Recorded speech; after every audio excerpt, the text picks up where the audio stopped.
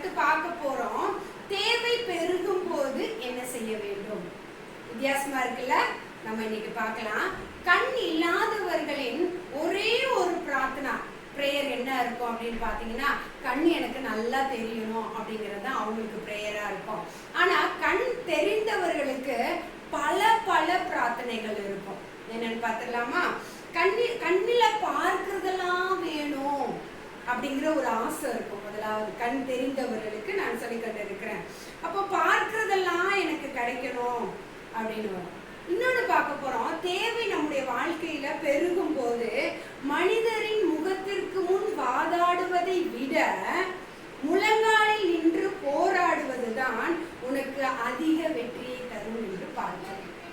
ரெண்டுலையுமே வித்தியாசங்கள் இருக்கு. தேவைகள் பெருகும் போது முதலாவது தாய் தகப்பனிடத்துல போய் கேட்போம், இல்லைன்னா கூட பிறந்தவங்க கிட்ட போய் கேட்போம், எனக்கு ஏதாவது உதவி செய், எனக்கு ஏதாவது ஹெல்ப் பண்ண அப்படின்னு சொல்லி கேட்போம்.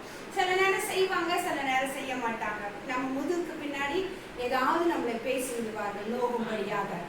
ஆனா மனிதரின் முகத்திற்கு முன்பாக வாதாடுவதை விட முழங்கால் அவ்வளோ பெரிய பலன். முழங்கால் போட்டு ஏசப்பாக்கிட்ட, ஏசப்பா எனக்கு இந்த தேவை இருக்கு, நீங்க தான் இதை சந்திக்க முடியும், நீங்க தான் எனக்கு கொடுக்க முடியும், நான் உங்களை தான் முழுமையா நம்பி இருக்கிறேன்னு சொல்லி போராடணும்னா அதுக்குரிய வெற்றி இருக்கு பாருங்க.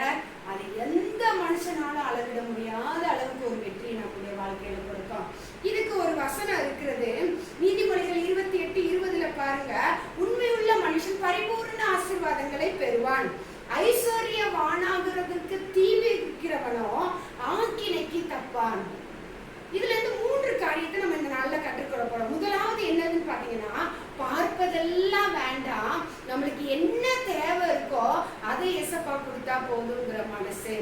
ரெண்டாவது, முழங்காலில நான் நின்றேன்னா எனக்கு எதெல்லாம் தேவையோ அதெல்லாம் ஏசப்பாவால கொடுக்க முடியுங்கிற ஒரு நம்பிக்கை, விசுவாசம். மூன்றாவது, இதுதான் ரொம்ப முக்கியம். இந்த பைபிள்ல சொல்லியிருக்கு, உண்மையுள்ள மனுஷன்.